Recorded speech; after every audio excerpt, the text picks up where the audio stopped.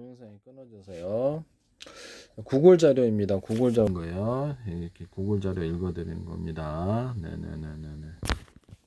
우리 몸에는 에너지 생성, 면역력과 뼈 건강, 신경계기는 다양한 역할을 하는데 비타민 A, B군이 이게 필수적인데 B1, B2, B3, B6, B9, B12 등이 있고 C, D, E, K 등이 필수적이다. 비타민 B군은 피로 회복, 정신 건강과 관련이 있다고 하는데요. 비타민 C는 면역력, 콜라겐 이것이 없으면은 어떤 신경 전달 물질이라든지 뼈가 안 좋은 걸로 저는 알고 있는데, 그래서 콜라겐 형성에도 뼈 근육 이런 것도 관련이 되고 힘줄들은 다 관련이 되어 있기 때문에 구글 자료엔 그렇게 나와 있어요. 비타민 D, 뼈 면역은 현대인에게 중요하고 대부분 음식으로 섭취해야 된다. 지용성 ADEK는 저장되고 수용성은 자주 이렇게 음식을 통해 보살하고 과다하면 이렇게 배설하고 이렇습니다. 신장 같은 데서 균형 잡힌 식단이 중요하다. 비타민 A는 시력, 피부, 면역력 이런데 비타민 B군, B1, B2, B3, B5, B6, B7, B9, B 이렇게 해서 에너지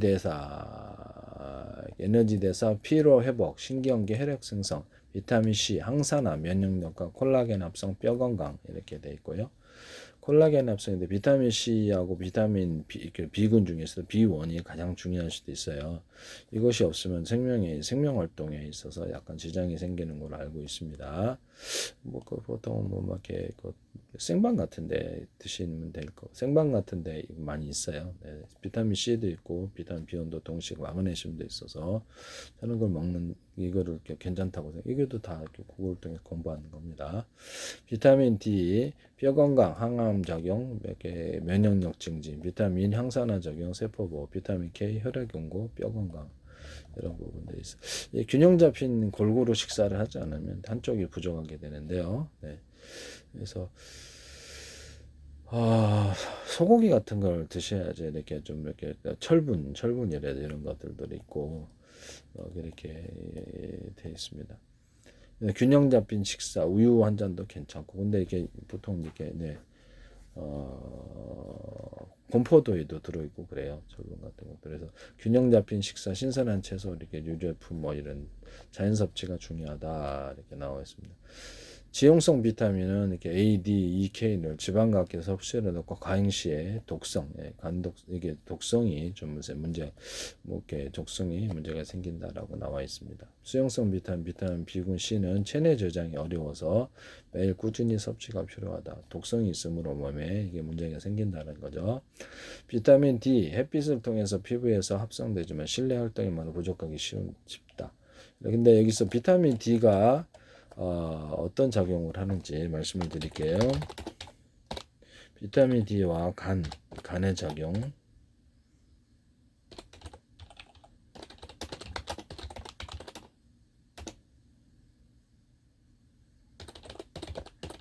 비타민 D가 활성화돼야 되는데요.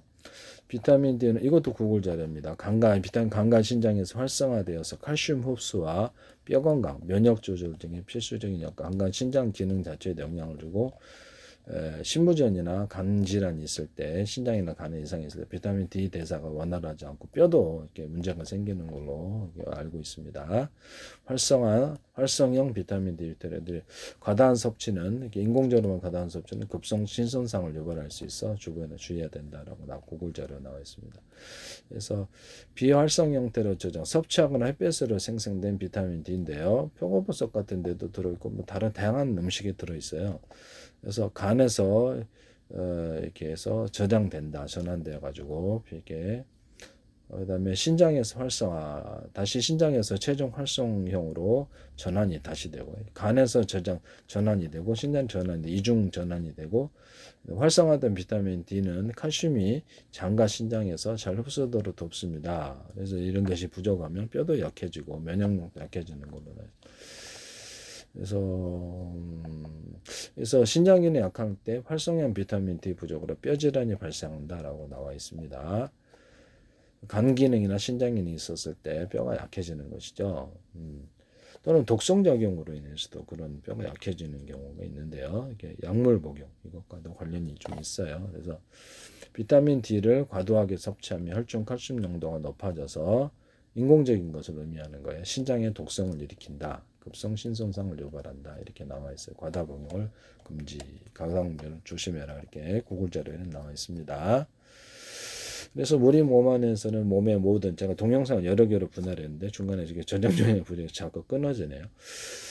이거를 동영상 몸의 모든 이온 부분과 비타민 이런 부분들이 이렇게 어떤 기능에 작용을 하는가, 정기적인 활동도 그렇고 화학적인 신경물 전달 물질, 화학적인 호르몬을 분비하는데도 이것이 꼭 필수적으로 들어가야 되는 거예요. 없으면 이제 몸이 정상적으로 신호 전달이 안 되는 이런 부분이 있습니다. 정상적인 대사가 안 돼요. 그래서 음식을 골고루 섭취를 해야 되겠고요. 그중에 먹성과 좀 관련이 돼 있는 게 비타민 C인데요. 머리카락도 잘 빠지거나 이런 현상이 일어나는데 이빨 같은 것도 약해지고 면역력도 약해지고요. 혈액도 정화가 안 되고 신경 전달 물질도 생산이 안 되고 콜라겐 합성이 잘 안 되고 뼈도 약해지고 신장과 간에도 꼭 필수한 요소예요. 그래서 이런데 몸에 이런 원료를 비타민 C하고 비타민 B1이 제일 중요하다고 생각하는데요. 그래서 그거는 제가 보기에는 생방 같은 거에 들어가 있건 음식을 골고루 드셔야 된다. 신선한 과일, 야채 이런 부분을 말씀을 드립니다. 비타민 D도 조금 이게 들어가 있는 것을 알고 있는데 생방면은 마그네슘 들어있고 저는 탁월하다고 생각합니다. 저는 이런 연구를 식품 연구를 했답니다. 그래서 체계적으로 해가지고 세균과 바이러스 곰팡이를 잡는 후보 물질과 결합 실험을 이런 과학적인 연구를 통해서 만들어서 다 성공을 했어요. 그래서 2019년도 관련 특허를 10건 제출을 하고 제약회사도 컨테이너한테 특허는 안 주셨는데 세균과 바이러스 곰팡이는 잡았어요. 그래서 지적재산권 형성을 위해서 제가 발표를 하는 거예요. 환자를 재진단하고 치료하는 것이 아니고 처방하는 게 아니고 지적재산권, 지적해서 이렇게 어떤 곳에도 효과가 있을 수 있다. 그 정도는 문제가 없는 것으로 알고 있는데 뭐 저는 거기서 관련 특허를 제출을 했기 때문에 이것은 지적재산권 형성을 위해서 어차피 그것도 공개가 다 돼 있어요. 자료가 거기도.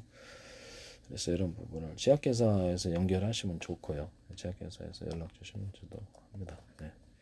외국 제약회사도 괜찮다. 세균과 바이러스 곰팡이를 잡는 후보 물질과 결합 실험에 성공했다라는 것을 말씀을 이것이 뭐 불법일 리는 없을 것 같은데요. 네네.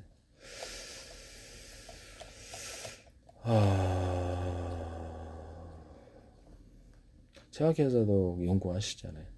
제약회사 연구하는데 의사 면허가 있을 수도 있지만 없을 수도 있지 않습니까? 약을 개발하는데. 네네. 그래서 그거는 별다른 문제가 없는 것으로 저는 생각하고 있거든요.